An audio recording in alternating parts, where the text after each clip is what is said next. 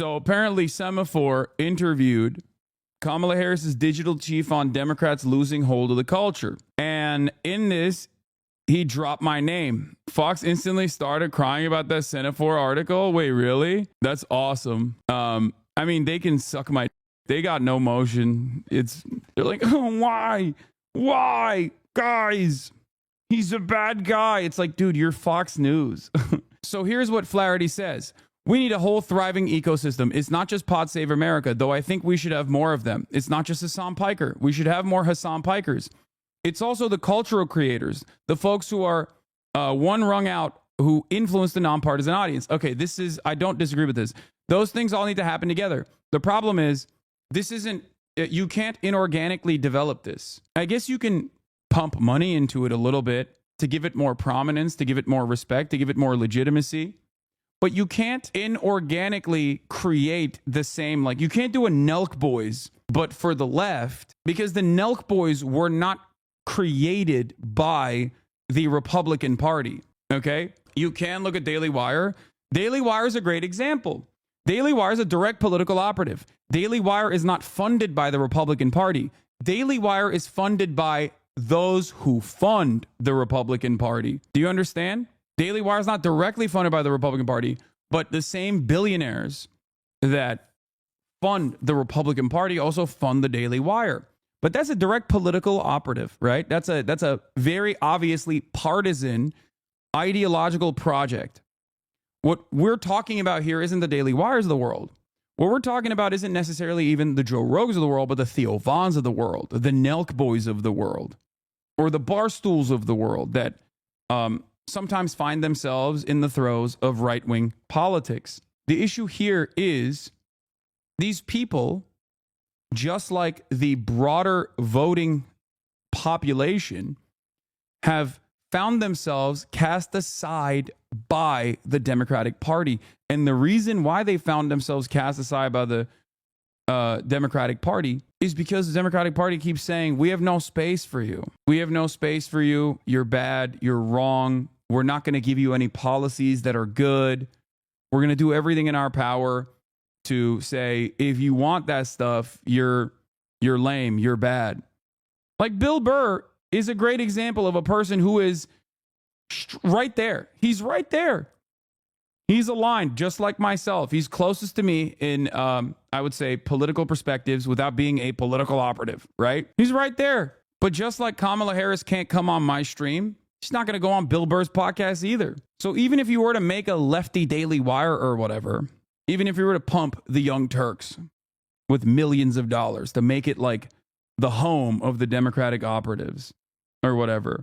It's while we are even discussing this, while anti-Zionism is being actively suppressed on basically every platform, they don't want us. They want their perfect mouthpiece that cheers on wars and condemns protests and supports Biden.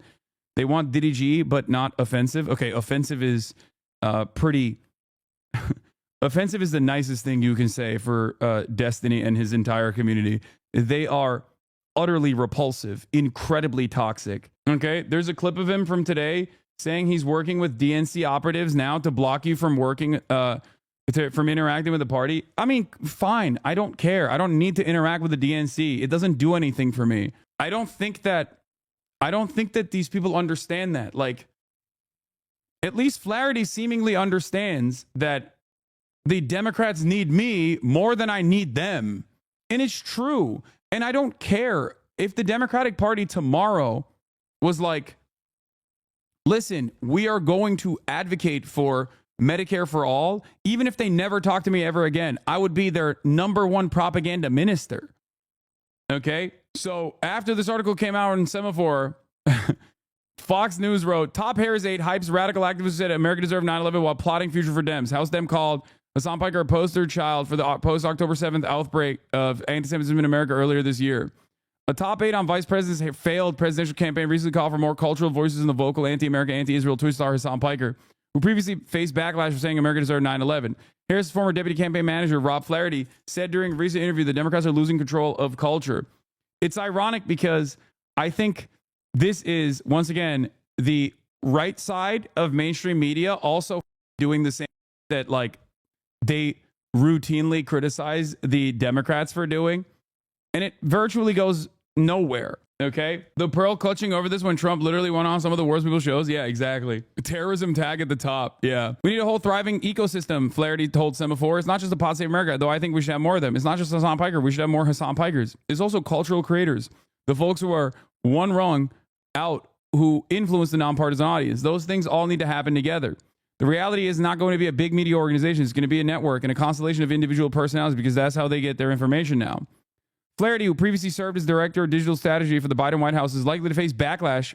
I love the way that mainstream media operates, where they are like, he's likely to face backlash as they are signaling to create backlash.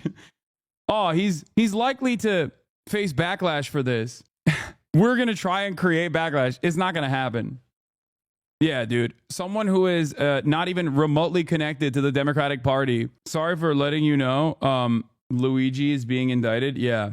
Who previously raised more than $1 million for Palestinian aid, which is used as a platform of millions of followers to downplay and justify terrorist attacks such as October 7 and 9/11 as acts of resistance in recent years.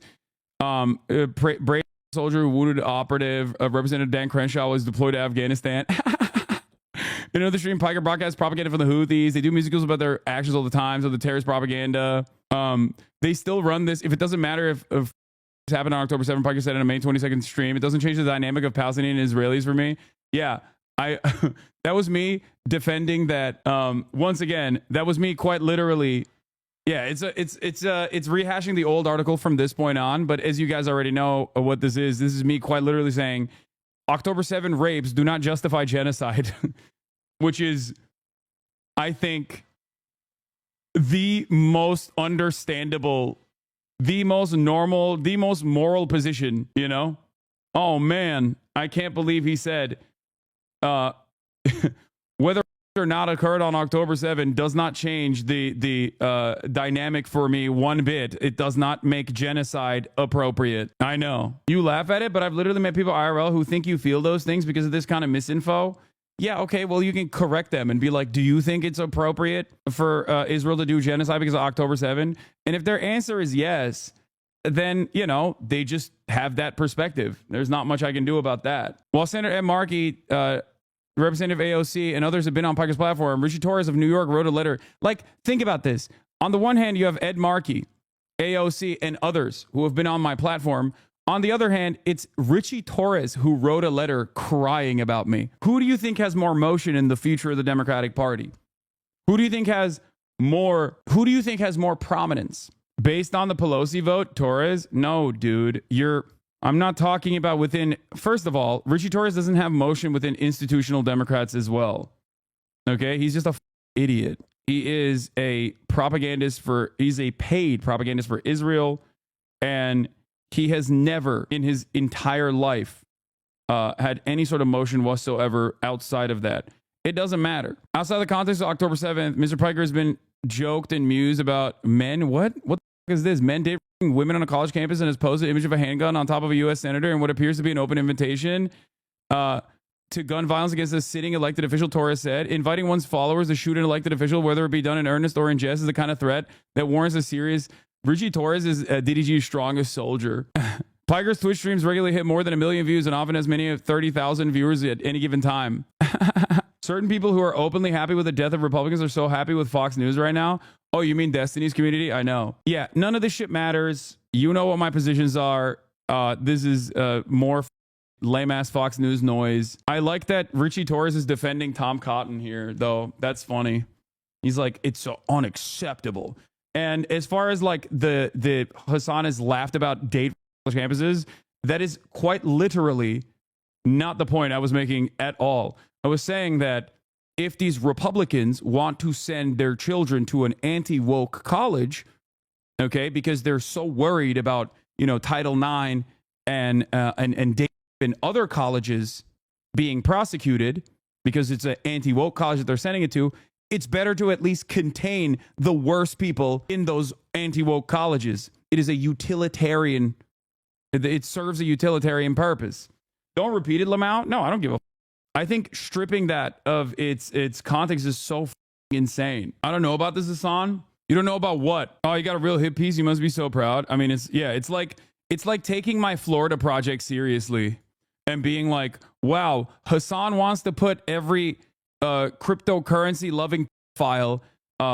He wants to exile them to Florida and then build walls around the state of Florida and then inevitably sink it. Yeah, I know, dude. I know. That's what I want. That's real. That's a valid thing that I'm saying. Like, shut the fuck up. I need you all to be serious for a brief moment.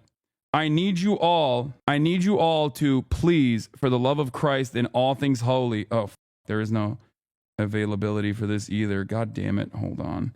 I'm going to try it one more time. You weren't serious about the Florida project? Yeah, I know. There was a frontline doc that explained what you meant, but it was more than a 5-second clip. What do you mean?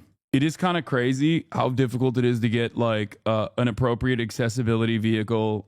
I'm shocked at the, by the way, this is straight up from the, like, this is a video that is like readily available on my YouTube page as well.